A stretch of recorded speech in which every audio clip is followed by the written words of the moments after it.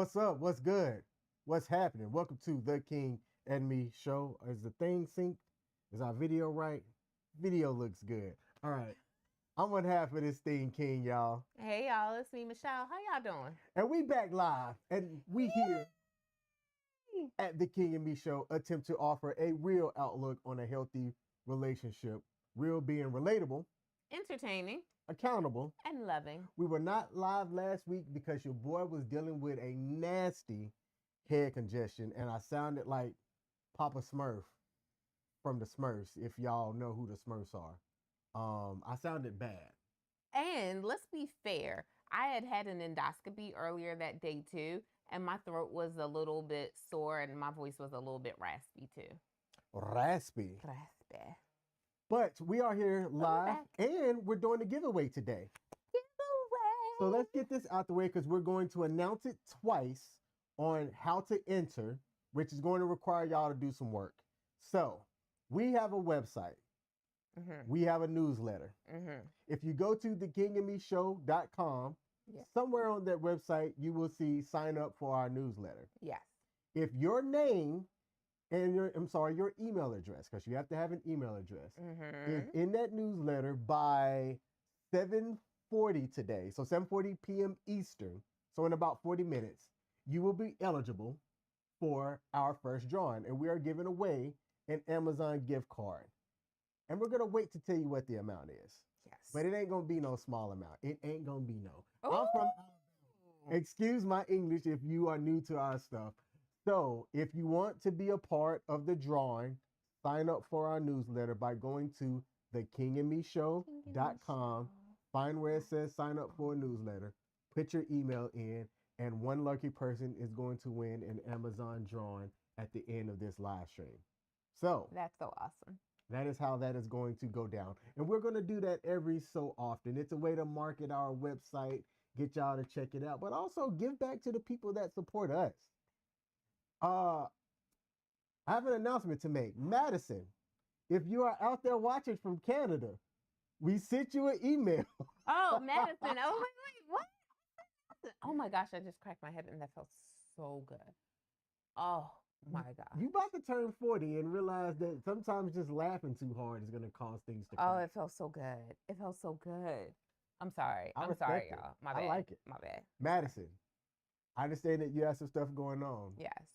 But we did email you back. Let us know if that date and time can work out. Please and thank you. Because y'all know we got viewers from everywhere. We're internationally known. Internationally known. So today's episode is going to be a continuation of one of our last live streams that it had a lot of nuggets in there. Oh, so many nuggets. It was such a good episode. I feel like I'm your background singer today. And it was about the art of listening, really, and how a lack of listening or being misheard in a relationship can really derail a relationship. And there was a video that I would have liked to have presented and ready, but I forgot it until just now. It's okay. But we can role play. We can do a little bit of role play. Not that kind of, not the PG-13 version of role playing that we're going to do to showcase like what that sounds like. Okay. So. Okay. Tell me just in general, babe. How you feeling? I feel pretty good. The endoscopy was what it was. You know, the results were what they were. I'm just going to have to work through it. It's going to be a season of change, but I'm grateful. I have my man by my side and the Lord guiding me through. I'll be fine. How do you feel about us? Oh, I love you. I feel great. You feel great? Yes. That's it? Just great? Grateful. See, happy. All the stuff that I do for you and all you do is feel great. Okay, fine. Since it's, Valentine's Day did just pass, let me pour my sappiness out and my love for you. So I am I was intentionally gaslighting you. Oh, I was about to say, because I was like, wait a minute. I was like, I got words. No, that was... I'm poetic. See, I'm so good at role playing, you didn't even know that I was role playing. Oh, snap. I didn't realize the role play had started. Yes, ma'am. Oops, my bad. It's all good. Okay. So what I was trying to do was I was trying to gaslight you intentionally. Okay. To get you to say something, and I was going to completely flip the script because it would have been an example of me not listening to what you said. Okay, well, ask me again. I'll do it again. I'll do better. I'll do better. Go ahead. Go Let ahead. me just jump right into it. Think about the last time that you got gaslit. How did you feel? You mean Friday? Let me think about Friday. It wasn't with you. Okay. Oh, you mean the last time you gaslit Well, me? no, just in general. The last time that you got gaslit, how'd you feel? Not good. Not good at all. Like the whole premise of gaslighting someone is to try to invalidate their feelings, their thoughts, their recollection of a particular matter, and it's not good. It's not a good feeling at all. You got a question over on the King M.E.'s Facebook or YouTube channel.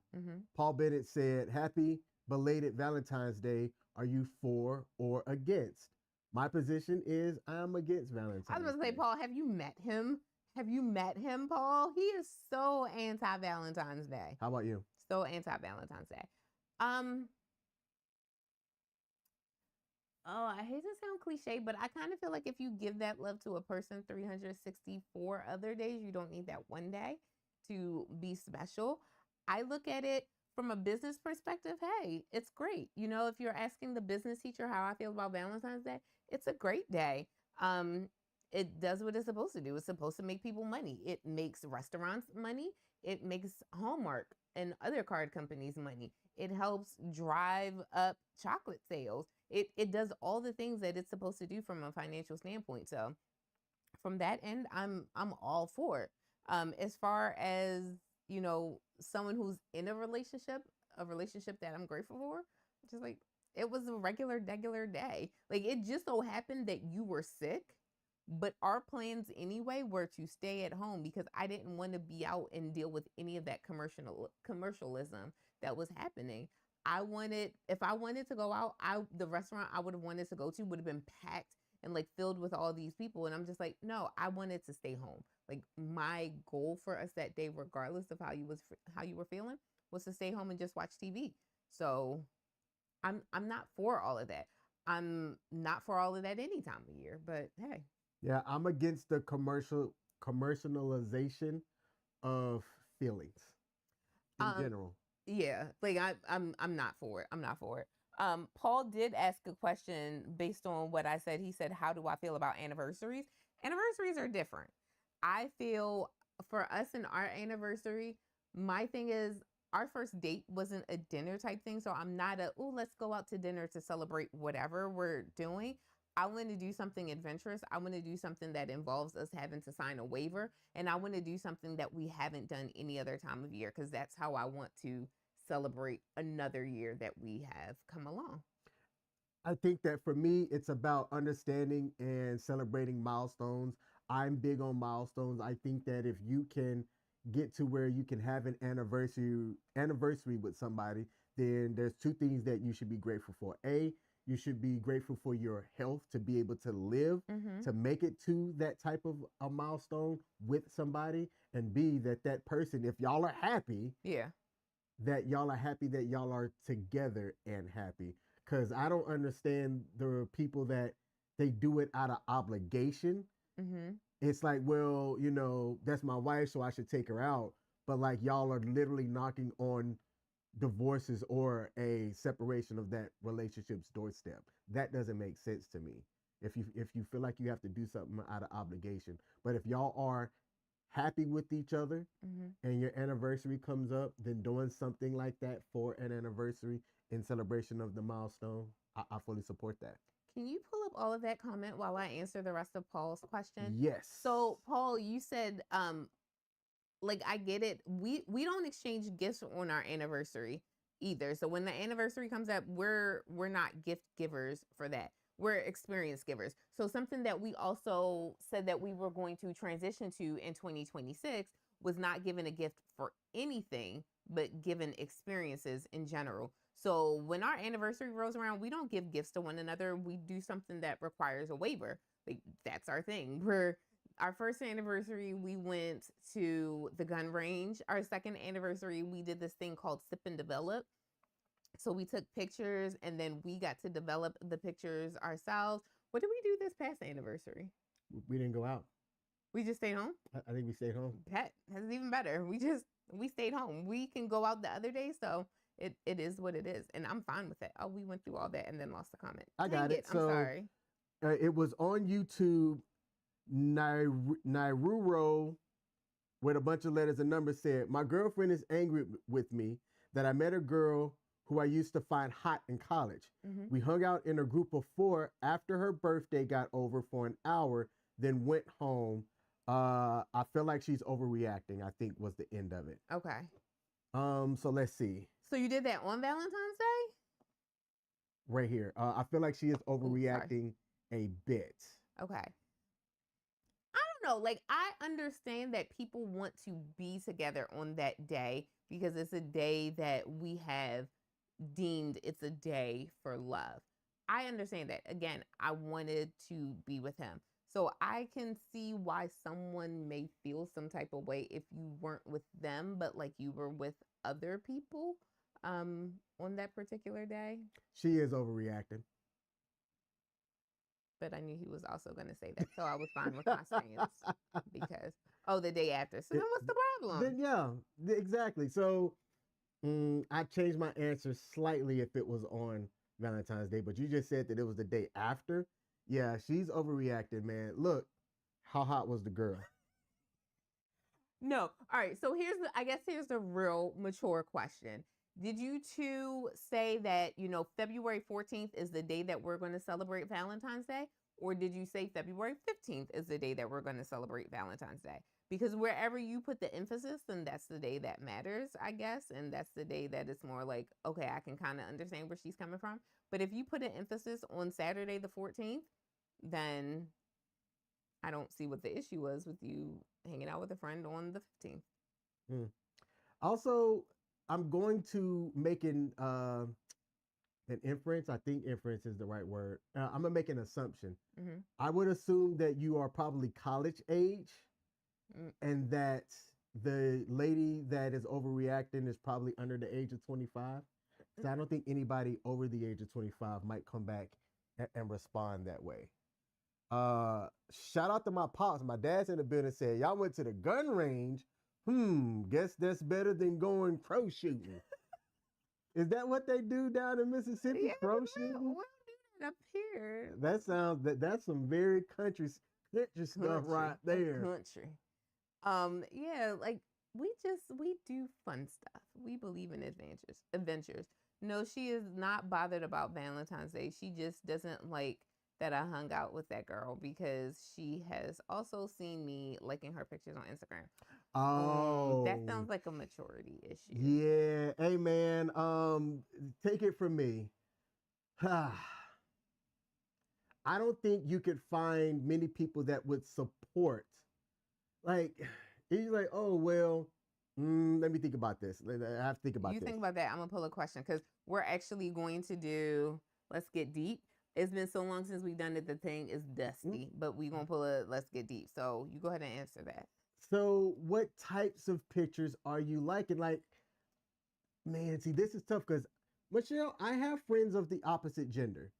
And I support my friends of the opposite gender and things that they're doing and stuff through social media. So if they're sharing themselves on vacation with their man or whatever, I'll like it. I'll put some fire emojis or, things like that. Would you feel different if it was like somebody of the opposite gender who I knew and it was a picture of them in a bikini at a beach? No. So I guess I'm different in that sense. I look at it more of a respecting. Like, do you respect me and the relationship that we're in? You liking someone's picture on the beach? I was wrong about the age. I figured too. Yeah. Huh. You liking someone's picture who's on the beach? Okay. That's different than you sliding up in their inbox. That's different than them sliding in your inbox. Those are things that I would have a concern with. But you liking their picture? It's a picture. One final thing to kind of close that out. One of the hard rules that I had with being in a relationship with Michelle, and not just with her, but with anybody, jealousy. I'm not somebody that really understands jealousy or what it means to be jealous like that. Mm-hmm. So if I were to like whatever, right? And I know that if we're connected to each other like on Instagram, you can see the stuff that like I like or whatnot. If you were to have an issue with that because of it just being a woman, I can't be in a relationship with somebody that feels that way. And but hear me, there's a real big difference in if I'm going around and I'm liking every big booty whoever on Instagram all of the time. To me, that's mad disrespectful for the relationship that her and I agreed to have. Right? That's a complete difference than it's somebody who I know, and we've had a relationship in the past, but like I'm supporting that person. Big difference. Remember when we first got together and you would tell me, look, if you ever see my Instagram feed, it's going to be a whole bunch of this, but Yes. like, don't think anything of it, because the reality is if you like something that's not a friend or something like that, your feed, the algorithm is going to continue to push that type of material to you all the time. If they're outside of your friend circle, they will continue to push that type of material. So if you're scrolling through someone's socials, which I wouldn't recommend you doing, going through someone's privacy like that. But if you're scrolling and you're seeing like their news feed is populated on, centralized on one thing, and it is a whole bunch of half naked women, then yes, that is something for you to feel some type of way about. Same thing if it were the other way around, if it was a bunch of half naked men. But if it is a friend's post, that's different. Like, I'm friends with an ex of yours. When was she? High school? High school, yeah. Yeah. She's like my sister. Like, I'm closer to her than he's closer to her right True. now. I done stole her as a friend. You like her stuff on social media? Okay, that when you like it, that tells me that it's there, and I'm like, oh, let me go, gush over it. I don't feel any type of way about that. Okay. Paul said, no likes. I seldom follow any women, even family members who would post bathing suit pics. Just awkward. I get that. I respect that too. Let me see if we got anybody on WTF Nation Radio. WTF and while we do that, no comments over there. All right. Okay. Pull the question. All right. So I pulled a question because I didn't like the first one. So I pulled the second one. Okay. This one says, what's one thing you think everyone should experience at least once, and why? So for those of you who are new, back when we first started this show, we used to read a question every week from Let's Get Deep. They have 3 categories. What is it? Icebreaker, deep, and deeper. I chose the deeper end to pull from. These are great questions to ask when you're just getting to know someone, if you're at a party or anything like that. And you are so welcome. You're so welcome. But you got to answer this for us too. What's one thing you think everyone should experience at least once, and why? Okay. It just popped up in my head as soon as you asked it. I hate that word asked. I knew you were going to say something. Anyway, go ahead. I think everybody should experience getting their heart broken one time in their life. Yes. Okay, tell me why. Tell us why. Sorry, tell us why. Because I think that oftentimes you'll overextend yourself in a relationship because you want it to work so bad that you overextend yourself.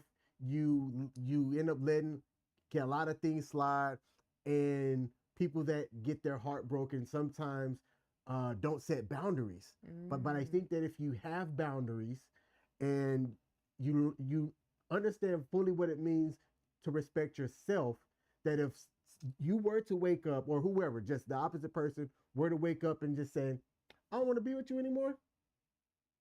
If you knew what that stuff was, it wouldn't necessarily be a heartbreak for you.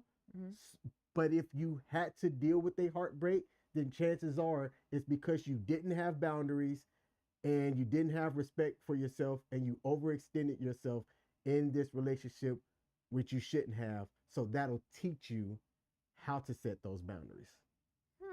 Okay. I won't disagree with that.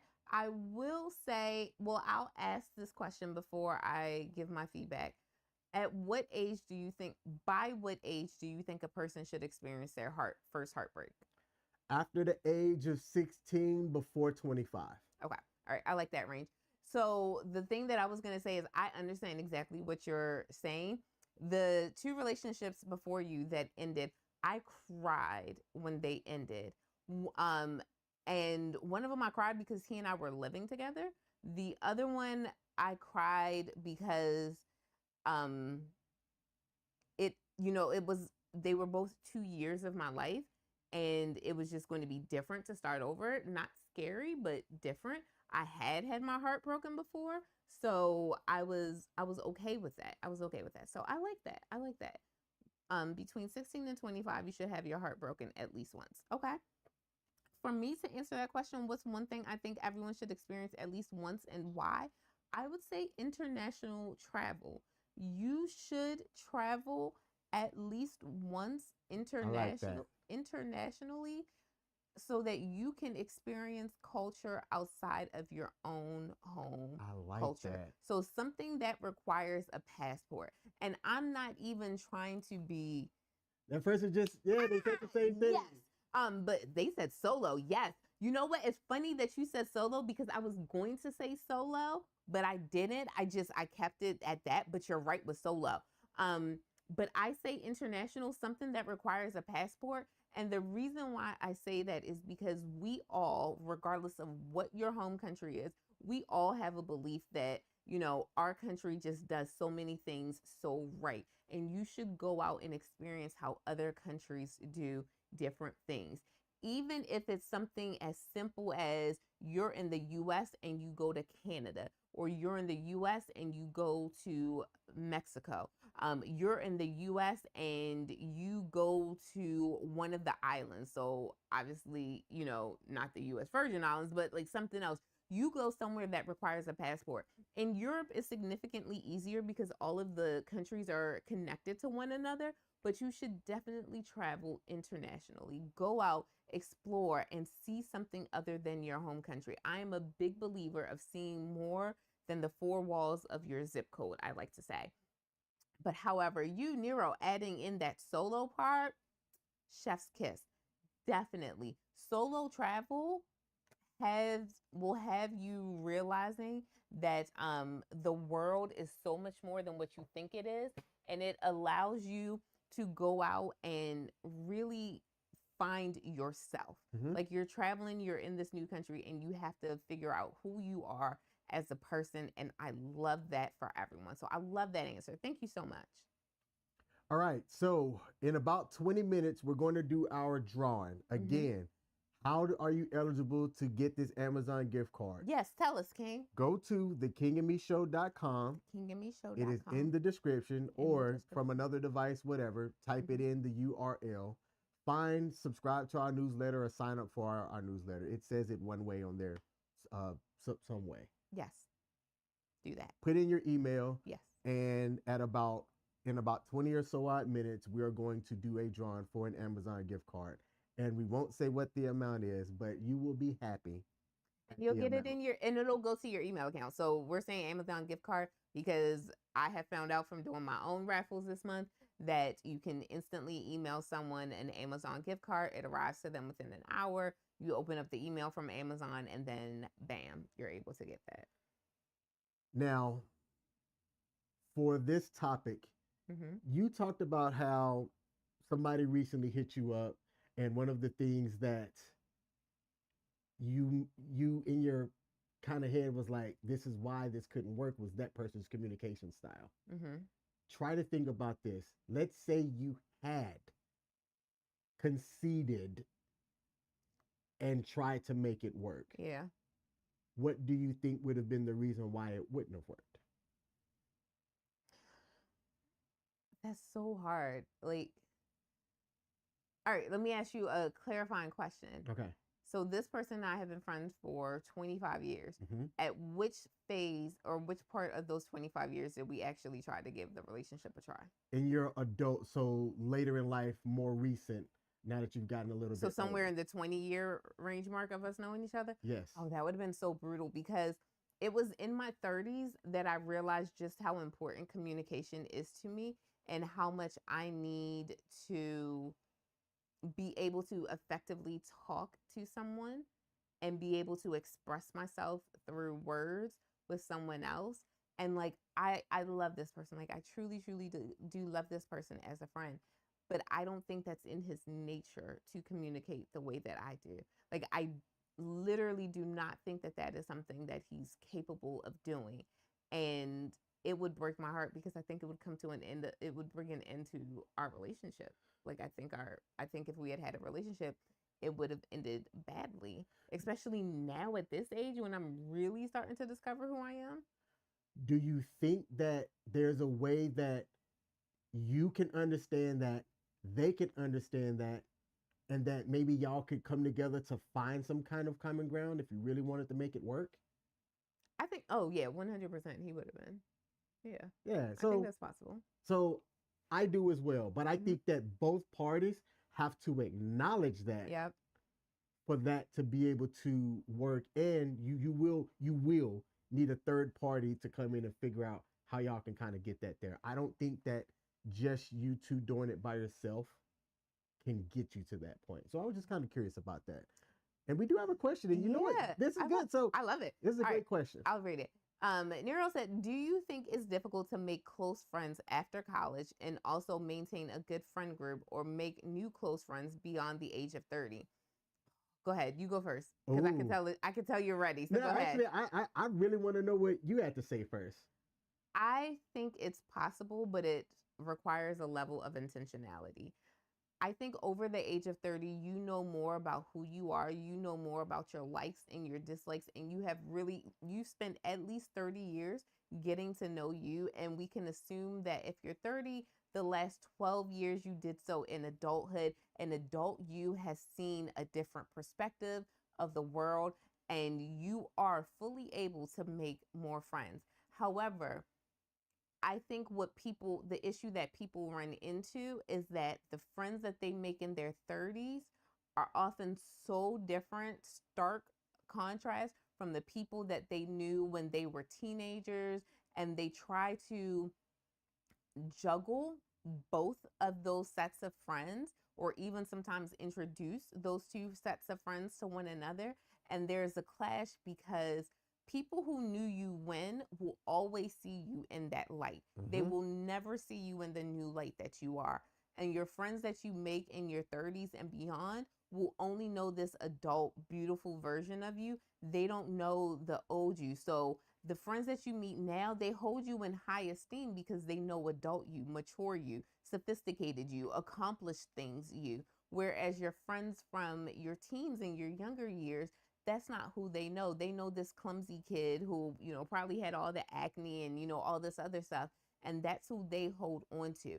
And not to say one version is right or wrong, but to say that one version is a little bit more mature than the other one. And people are going to hold on to that. So if you were the most effective way to make friends in your 30s is to be willing to let go of who you believed you were when you were before 30.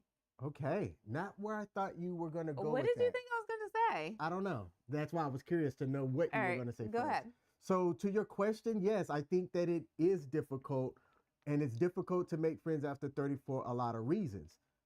Let's take why we have this relationship, this live stream that we do. So if you're new, the King M.E show, we talk primarily about modern dating and relationships. Part of that is how can you give yourself time to some new friends when, let's say, you have a marriage or a long-term relationship that you're trying to make work, and you have a job. Let's say you're over the age of 30 and you also have kids.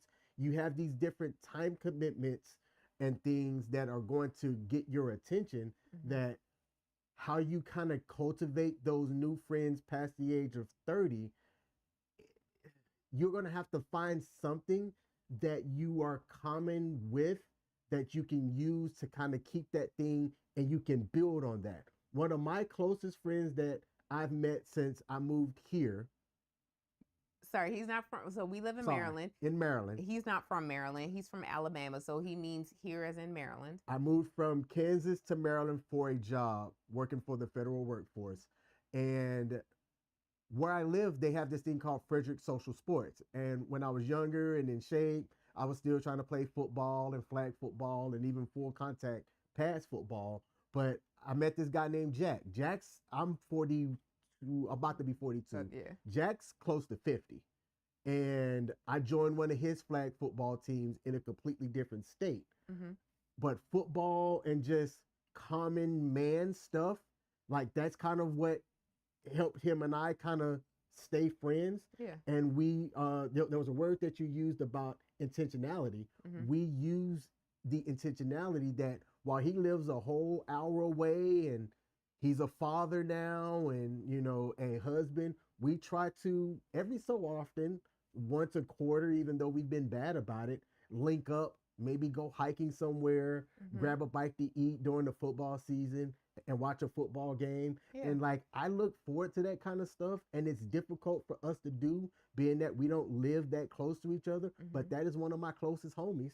We might see each other twice a year, but we do check in and stuff from time to time. But after the age of 30, you got all those other things: family, fatherhood, your relationships, just things that are going to compete for your time, that it is difficult. But it's not impossible. Right. It's not impossible. It is going to be different. Like you said, an hour, like you and Jack are an hour apart. I'm an hour apart from one of my closest female friends. Like it's different. When you're in your 30s and you meet someone, you understand that life is going to take both of y'all in different places.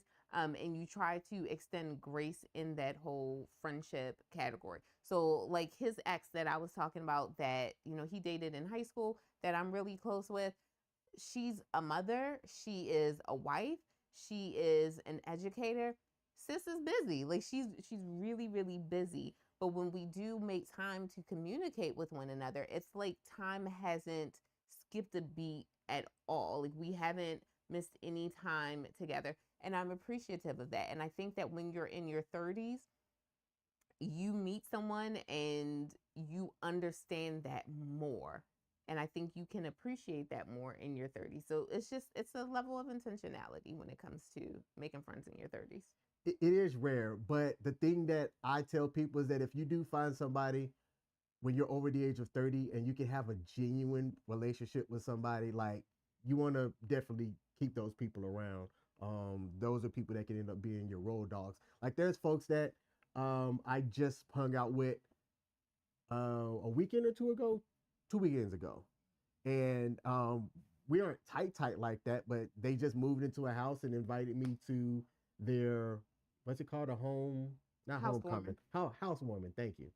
I'm sorry, go ahead. No, baby. So I was just gonna say, like whenever you do have those chances to just show up, when you're over the age of 30 and somebody invites you to something, show up.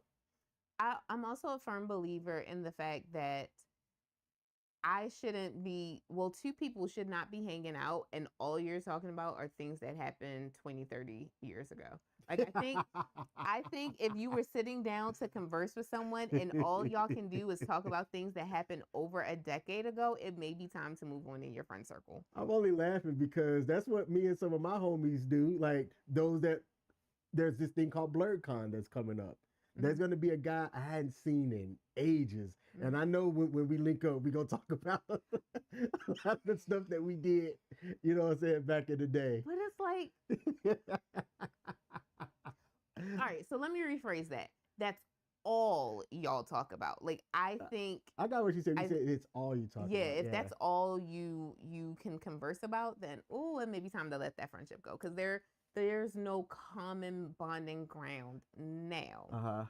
There's nothing that's keeping y'all together. Like I'm a person who remembers dates and anniversaries, the good ones and the bad ones. So I reached out to I'll say high school friend, but she's a childhood friend of mine. I reached out to her and sent her love as she's having another anniversary or something that was really, really devastating for her. And she mentioned that, we should get together. And I'm like, definitely. And the reality is I haven't seen her in probably 9 years. I haven't seen her in person in about 9 years. And when I had seen her the last time, it was under good circumstances, but it was still a heavy situation. The time that we spent together years ago when we were children was so long ago, like it was before high school, that when we sit down, we do have to sit down as our grown-up selves and make the decision, hey, is this a friendship that we're going to actively carry out, or do you just know that on February 15th of every year, I'm going to send you a text message because I am very good about sending you a text message on this day? Like we do have to make that decision, and I think that's something that happens as you get older. You know what? We just I like it because I like this question. So this one, how was your college life? Oh, How was your college life? Did you guys like it, or had more fun in work life later? And then Pete said something, which let me just address the first question. I was in the military, so yeah, I enlisted. his is gonna be different than mine. I enlisted into the military and was active duty from 18 to about 27 ish. So a good bit of my college age years was active duty in the military. A lot of those people that I met, I am still really good friends with to this day. Some I even call family, right? Yeah. So that was my experience. It had its ups and downs like most things will, but for the most part, I wouldn't trade that time away for anything. So I had the other college experience. I started my first 2 years of college. I went to Bowie State University, an HBCU here in Maryland, the first HBCU in the state of Maryland. I went there. I lived on campus for 2 years, and let me tell you, I partied them 2 years. So those people, I am still like, we're still social media connected. Do we get together and hang out? No, because I didn't stay there my entire time. I was just there partying for 2 years. So we're still social media connected. It's amazing to see how some of them have like grown and matured, and to look at them in their spousal era, in their parenthood era. It's really nice to admire.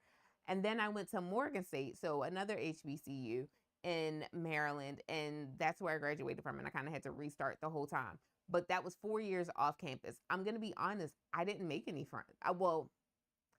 I made people who are still considered acquaintances now, and I don't talk to them as much. I'm social media connected, but it's not even a lot. It's a handful. I'm going to say probably like two or three, and one of them I'm connected to her on LinkedIn. So that just tells you how close we are. Like, we're connected on the professional connection network. We're not that close. I look at those relationships as they were great in college, and I do believe, because I want to say I understand the path that you're going down. Some people believe that in college, that is where you're going to make the best relationships, the relationships that will last you a lifetime. I don't think I went into college with that mindset. And because I didn't go into college with that mindset, that is exactly what did not happen to me. Some people I didn't come from a family that had gone to college and could really tell me about that.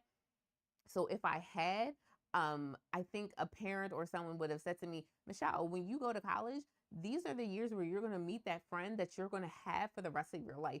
You're going to talk to people who are going to be your bridesmaids and, all of that stuff. They're going to be the godparents of your children.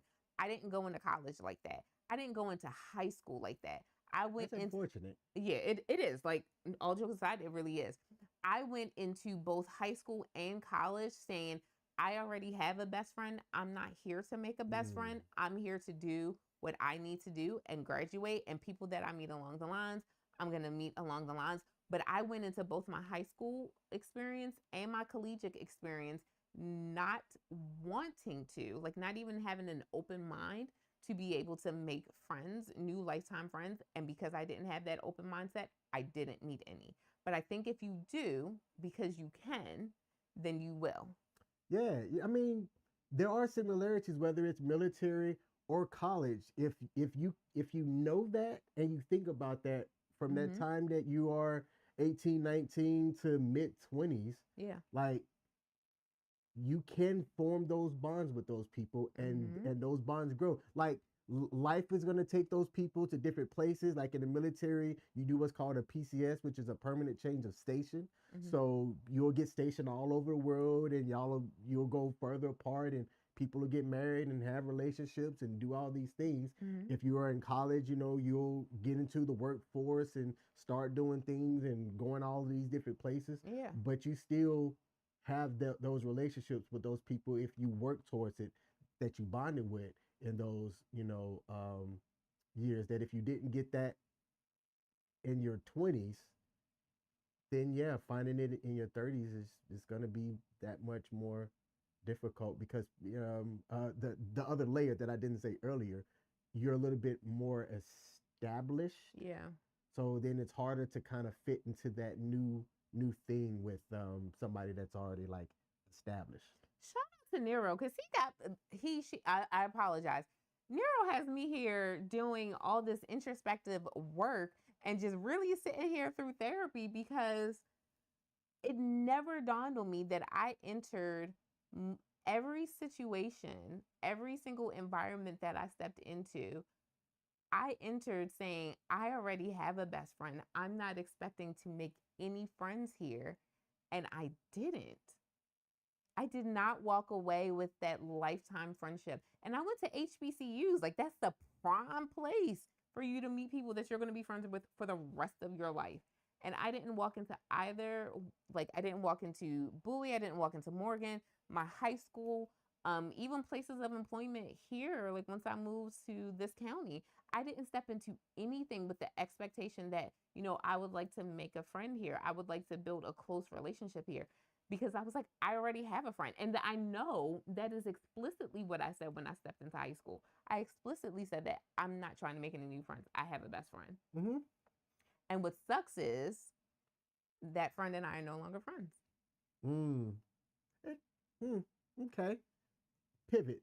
I want you to think about this. Since we've been here, like there's a guy in the chat, Pete, Sparta HQ Network. He's a content creator as well. Go subscribe to his page. Talks about a myriad of things. Pete, I met through one of my good friends here that I met after I moved here for work. Mm-hmm. This person is a military veteran as well, and we like some similar things. And me and that person have created a really deep friendship over the last 10 plus years by having worked at the same job together, went through the same training, all of that jazz. Mm-hmm. Since then, he's introduced me to Pete. Pete's introduced me to Paul. Yep.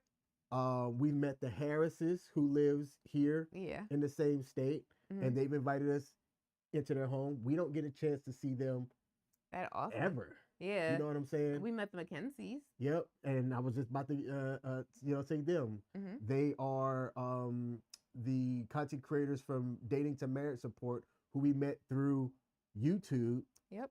Only to find out that they didn't live that far down the road. Mm-hmm. Oh, and the guy, James, he's from Alabama, the same state that I'm from. That's your cousin. Like, when I tell you that's his cousin, y'all. Not his cousin, but his cousin. And me and him both support the football team. So, you know, him and I, you know, it's a bonding on that. And we'll check in from time to time.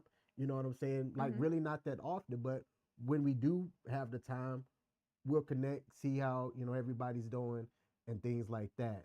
But I think once you get, you know, past the age of 30 and you kind of start looking around and you really want to build that good network around you, it just, it takes time and it does, you know, take effort. And I've had some people that I thought was brothers that, because of various things, 2 people in particular that joined a fraternity, and we have been boys, invited each other up to each other's houses for Thanksgiving and things like that, just for things to turn around and go real sour, real bad. Yeah. You know? Life. Yeah. Great questions, because as he started, or he or she, shout out to you, Nero, started asking questions, I wasn't entirely, I really have to think about stuff myself to be able to address it. So thank you for the question. My bad. All right, we're getting close to our Amazon drawing here, and I've got to do some technical stuff on the background. But before I do, on WTF Nation Radio, we had the sports bar say, what do you hear? What do you say? Looking for some advice. If your partner likes the WNBA, how fast should you end the relationship? Instantly. Instantly. Hold on, but wait. No, he's making fun of me. I support the WNBA. Shout out to the WNBA. I'm kidding. For the money that they don't make. I said it. It is what it is. So, final reminder, go to thekingandmeshow.com. Find where it says sign up for our newsletter or something like that. Matter of fact, right Go here, ahead. where it says dive deeper with us at thekingandmeshow.com. Let me go see what it looks like. I'm not going to be able to bring it up on the screen, but I am going to go there myself. thekingandmeshow.com. When you go there from a computer anyway, and it's not that much different from your browser on your cell phone, if you scroll down to let's see, it's on here somewhere. Yeah, there it is. Join the newsletter. Yeah, join the newsletter. You put in your email address and you hit the subscribe button.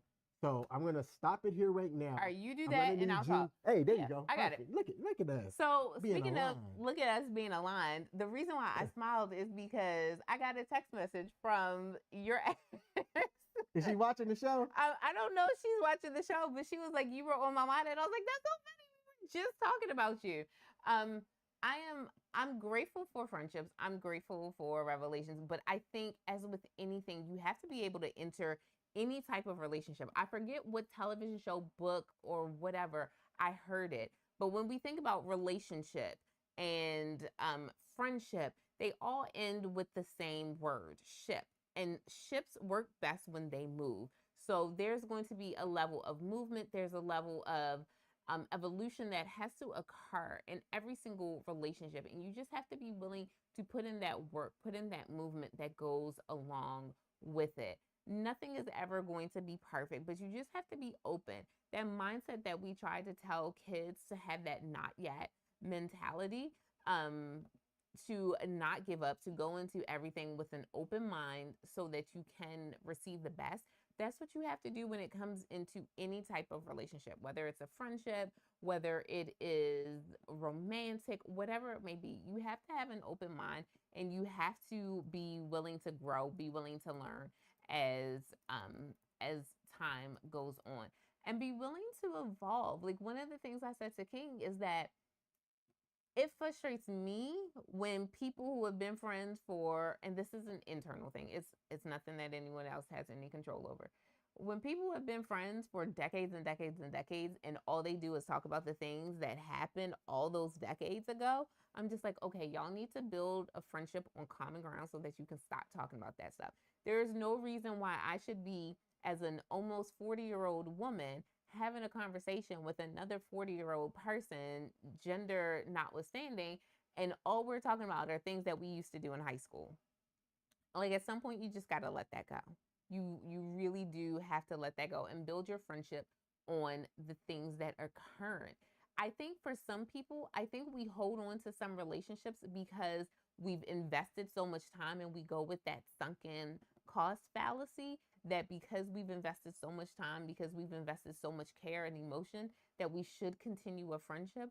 And the reality is, some friendships, just like, anything else, they reach their expiry date, and we need to give way, give grace for the expiration date to come and go. And if all you're talking about with your friend is what y'all used to do 20, 30 years ago, it may be time to find people who were where you are currently. Not worrying about, how many friends you have, but the sincere depth of those friendships. And I think that that's something that is very important that we should take into consideration as we're looking at friendships, as we're looking at relationships in general. Not staying in any relationship, whether it be platonic, whether it be romantic, just because there are many, many years invested. Are they good years? What is the quality? Let us look at quality of our relationships and not just quantity of the amount of years that we spent with them. What's the quality of those relationships? Are you ready? Because I can go really, really, really, really long time. I kind of am ready. There's a comment if you want to grab your phone and yes, be able to read it said that. It was from Paul. He said that he disagrees. Hold on, let me get the exact verbiage. Honestly, I disagree with that, and this little heart thingy is getting on my nerves. Some of those old conversations are beneficial, but allow for new friendship. You're not wrong, Paul. I do not disagree with you. Actually, there's seldom times where I ever disagree with you. You're not wrong. What I'm saying is, if that's the only thing you talk about, and the reason why I say that, and it's not about King, I think of, and I'll just call a spade a spade. I have an ex who is a member of a fraternity, and that's all he talks about. That's all he talks about. Like, there seems to be no room for any new conversation, and specifically holds on to events that happened a really long time ago, and that's all that he seems to focus on. And that is where I have a problem. If that is all you talk about, when you reconnect with someone that you haven't seen in years and you all relive the past, okay, that's what you're supposed to do. But if that's all that you talk about, so you talk to this person, I don't know, via text message a couple of times a week or a couple of times a month, and all you all are talking about are the things that happened 15, 20, 30 years ago, it doesn't seem like there's any growth in that relationship. And it may not necessarily be a relationship that needs to continue, because all y'all are talking about are things from decades ago. But if you haven't seen this person, like you said, for BlurCon, you haven't seen this person in decades, so you all are talking about the things that were familiar to you decades ago, then that's totally different. All right. Are you ready? Because again, I can go. Yes. Back in the day, when I was young and didn't know any good. All right. He put the words in there. Yes, that's why I was reading it. I know, but I'm saying you didn't have to hum it because he put the words in there. I didn't have time to read it. Back in the day when I was young and not a kid anymore. Man. All right, y'all. So here we are. I was trying not to show everybody's information for the drawing. So I had to have a cutoff time because I have to download the names. Mm-hmm. So if you were not a part of our drawing for today because you didn't get the opportunity to go in there, go ahead and join so that when we have our drawing for the next time, you are eligible. But we're giving away a $50 Amazon gift card. Ooh. And I can't show it here because I don't want to put everybody's information out there, but I am going to pick a winner from our list of people that have subscribed to our newsletter. Mm-hmm. And it is doing the thing. It is doing the thing. And shout out to Williams DeMilo. We'll just say that much. Williams DeMilo. So we're going to send an email to this person, and I'm going to take a picture of it on my phone and post it on our YouTube channel with their email address blanked out. Yeah. And get in contact with this person to get them their Amazon gift card. Mm-hmm. They're going to have 4 days to respond. And if not, we'll pick another winner. Should I do it now or do it later? 4 days to respond about what? For them to claim it and be aware that, because like if people put in like a dummy email address or they don't change it, I just don't want $40 sitting out there.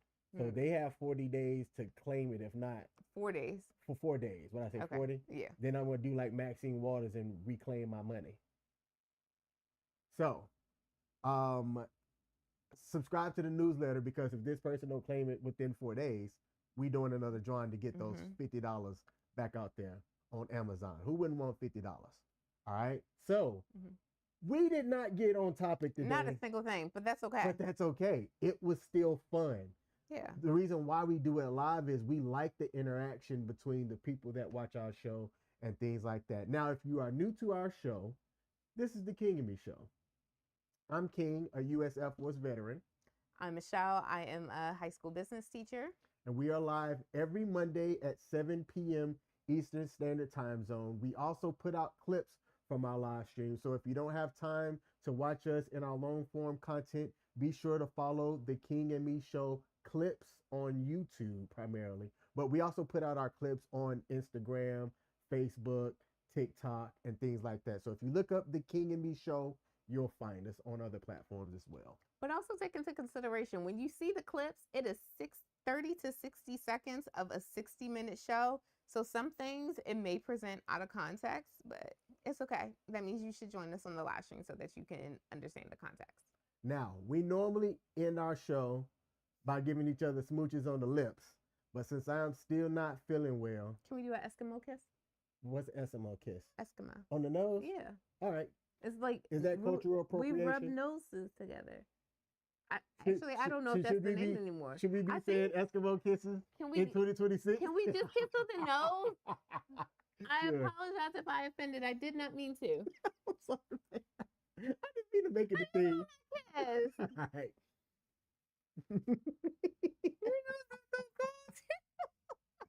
Do we have any other comments before we close out? Let's see. None on W.T.F Nation Radio. Let's check here. Just Paul saying, I can't see all of it because of this little heart. There are back in the day friends and future inspiration friends. Your time, though limited, I can't see what that says. And time though limited, and where you invest is important. Oh, okay. And we're sorry. There's a little heart there that covers it, and I can't see. Like, why'd you put that heart there? I've written to YouTube to get them to fix that. Yeah, you can't see what a person says. All right, y'all.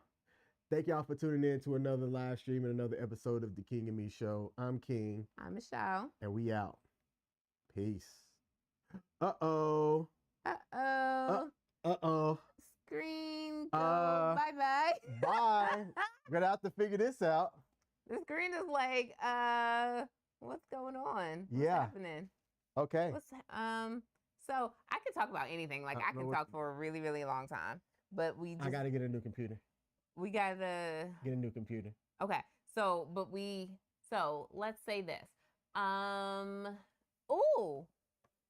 No, because that's gonna require thought. Here's some questions for you to ask on the emotions are extreme and really, wait. A question about relationships. So while he's still trying to figure this out, a question about relationships. No, go ahead. Oh, okay.